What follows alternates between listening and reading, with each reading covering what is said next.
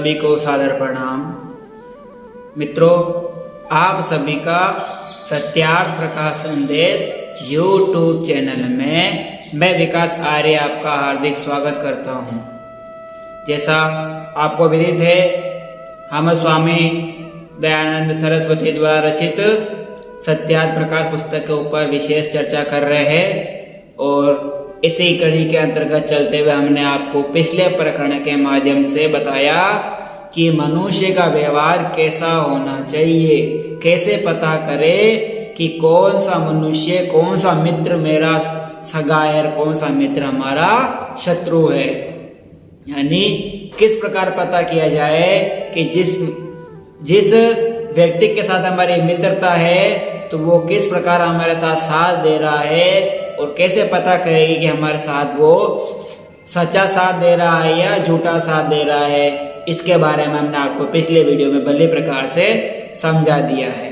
अब इसी कड़ी के अंदर आगे चलते हुए स्वामी जी कहते हैं कि कभी किसी की निंदा नहीं करनी चाहिए। निंदा यानी बुरा किसी के लिए कहना, कि कभी भी किसी के लिए कोई भी ऐसे वचन नहीं बोलने चाहिए कि अगले के मन को ठेस पहुंचे।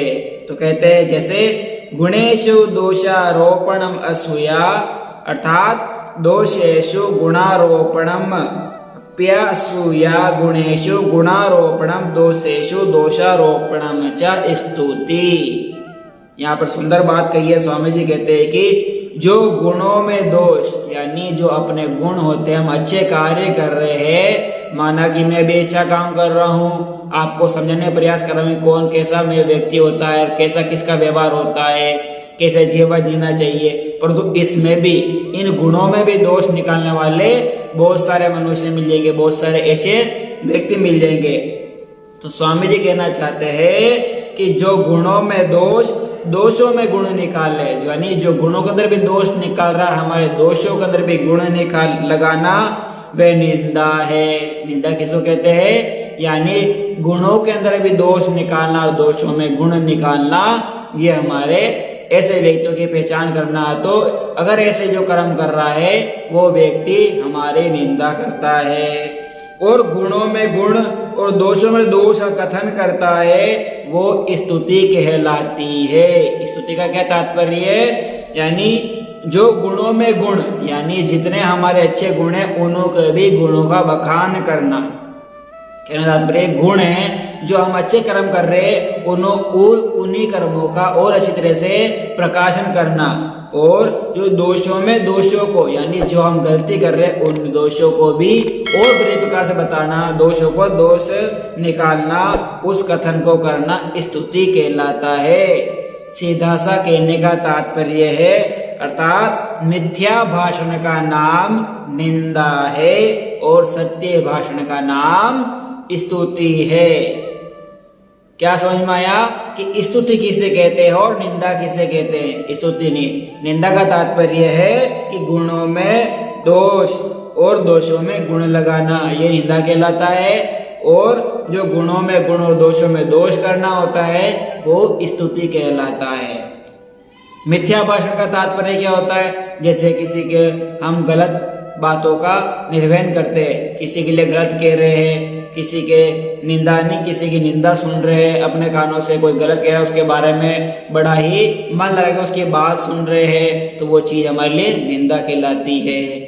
कभी किसी के लिए गलत नहीं सुनना चाहिए और न ही कभी किसी के लिए गलत बोलना चाहिए, क्योंकि हम जिस व्यक्ति के बारे में नहीं जानते हैं उसके बारे में हमको गलत सुनना भी हक नहीं बनता है। इसलिए स्वामी जी कहते हैं कि ऐसे व्यक्तियों से दूर रहना चाहिए जो हमेशा दूसरों की निंदा करते रहते हैं, दूसरों की निंदा करने में उनका समय व्यर्थ करते रहते हैं। ऐसे व्यक्तियों से संपर्क हमेशा नहीं बनाना चाहिए और जितना हो सके उनसे दूरी बना के रखना चाहिए। और स्तुति का तात्पर्य है कि दूसरों के गुणों का बखान करना, यानी उनके जो अवगुण है उन्हों को छिपा के, उनके जो अवगुणों को दूर करके, उन अवगुणों को सामने प्रकट करके, उन्हों की गलतियों को निकाल के उन्हों के गुणों का बखान करना, उन व्यक्तियों का हमारा संपर्क होना चाहिए, यानी जो हमारे दोषों को हमारे मुख पर कहने का साहस रखते हो, हमारी गलतियों को हमारे सामने कहने का साहस रखते हैं, ऐसे मित्र हमारे को बनाने चाहिए, न कि हमारे पीठ पीछे हमारी बुराई करे और हमारे सामने हमारी प्रशंसा करे। ऐसे मित्रों से हमेशा सावधान रहना चाहिए। आगे स्वामी जी कहते हैं, महर्षि मनु जी का यहाँ पर बड़ा ही सुंदर उदाहरण दिया है। कहते हैं, बुद्धि वृद्धि करणायाशु धन्यानि च हितानि च नित्यं शास्त्राण्यवक्ष्येत निगमांश्चैव वैदिकान्।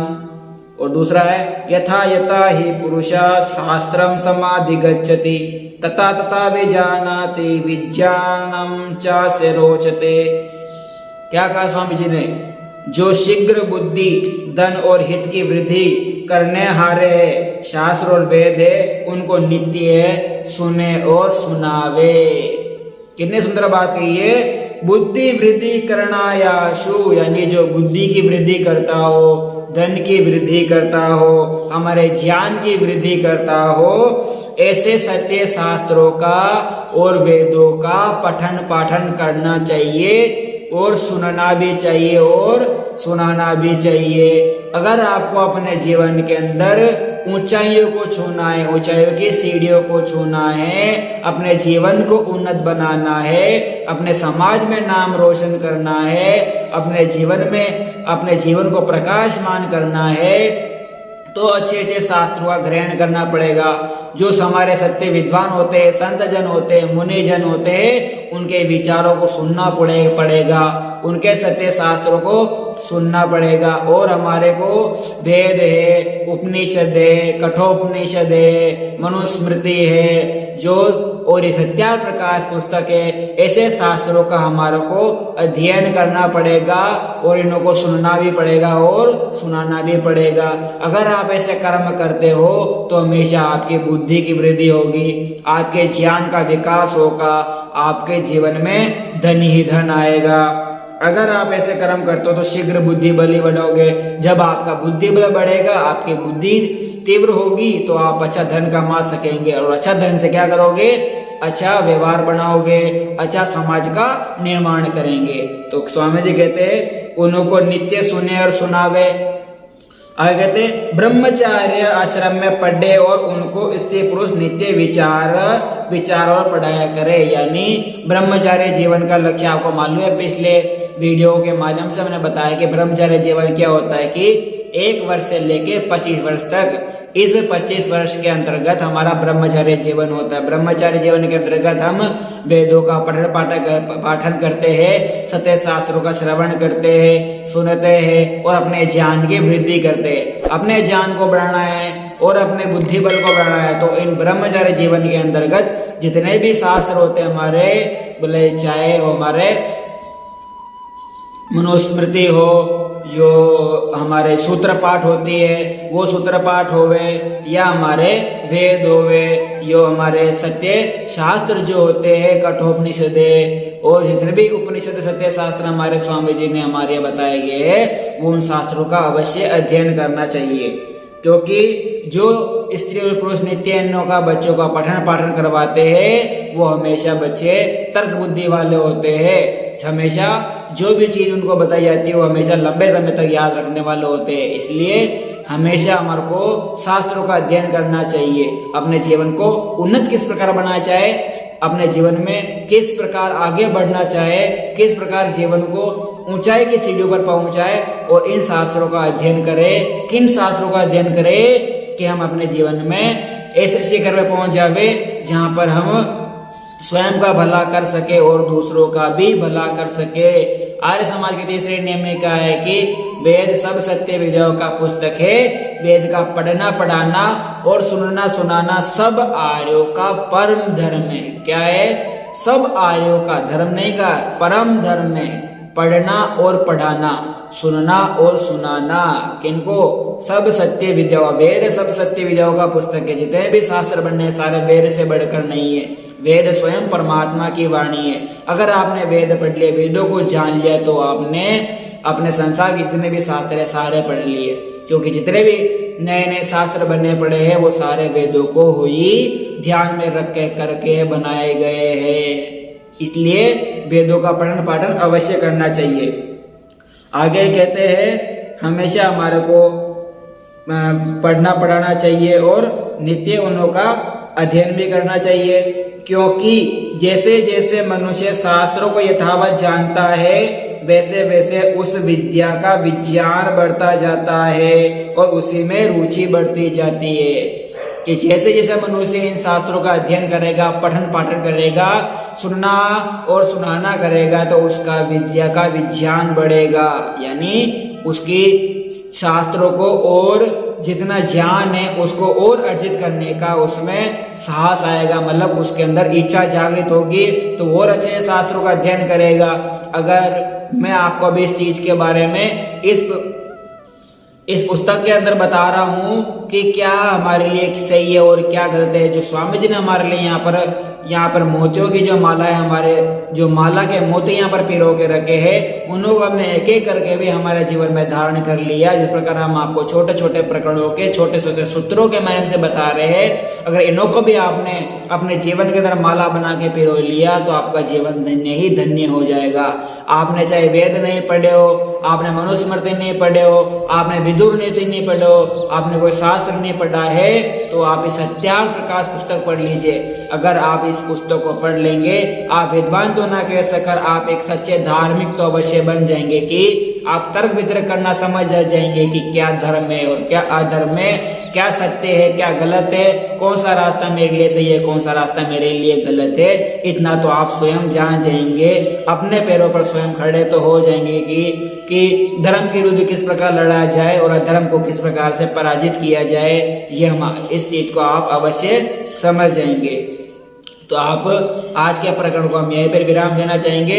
आपको इतना बता दिया है कि आपको अपने जीवन में उन्नत किस प्रकार बनना है, अपने जीवन को ऊंचाई की सीढ़ियों पर किस प्रकार लेके जाना है और कौन से ऐसे कर्म करने चाहिए कि हमने जीवन में हमारे जीवन को प्रकाशमान करे और हमारे जीवन को ऊंचाइयों पर ले जावे, कि हमारे जीवन से दूसरों को प्रेरणा मिले।